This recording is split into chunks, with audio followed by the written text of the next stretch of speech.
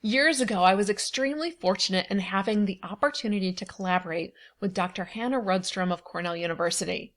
In her work at the School of Industrial and Labor Relations, she developed a model that struck a chord with me, probably because it feels simple. She called it can't, won't, don't know how. And for an inside sales overview of the model, check out the link below. Can't are the things that someone is completely unable to do. And today I'm going to get super granular talking about can't and the people part of it. Because can't falls into two categories. One, the organizational roadblocks, and two, the person themselves cannot do the job. Here are the top ways you end up with someone who just can't do their job. First, consider promotions and internal job changes within your organization. You're rewarded someone for being fantastic at their current job without actually creating a job trait list for the one you're moving them into. Notice I didn't say job description.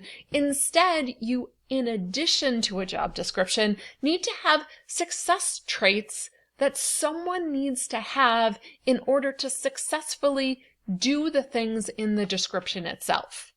Now, don't worry. You don't have to come up with this out of thin air. There are a great number of assessments out there and studies that will tell you what to look at and look for in a person for any given job title.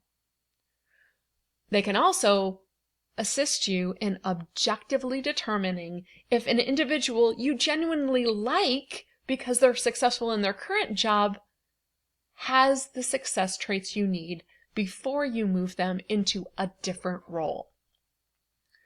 What makes your best sales people are not the success traits of a skillful frontline sales manager. Someone whose traits gave you your top appointment setter aren't necessarily what will make a killer deal qualifier. Make sure you know what will make a person successful in the role before you move them into it. This isn't about the skills you can train for. That's don't know how in the model. Rather, it's the innate personal traits that give someone the capacity to succeed. Curiosity will lead someone to question. Courage will help someone be resilient. Stretch mentality drives someone to learn.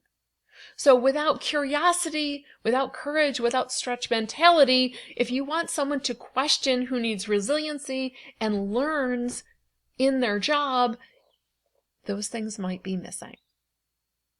Now, the second place is when you hire someone, you need to make sure you don't hire for a single facet of the job you need them to do. Sometimes we are just blown away by someone in a particular area and we fail to consider the entire scope of the job that they're going to be doing and the success traits we need. Go back to that list I said you needed to create before you promoted someone or changed their job within your organization and use them for external hires as well. The reason organizations end up with people who can't do something is that they've mismatched the person's actual traits with those required for job success.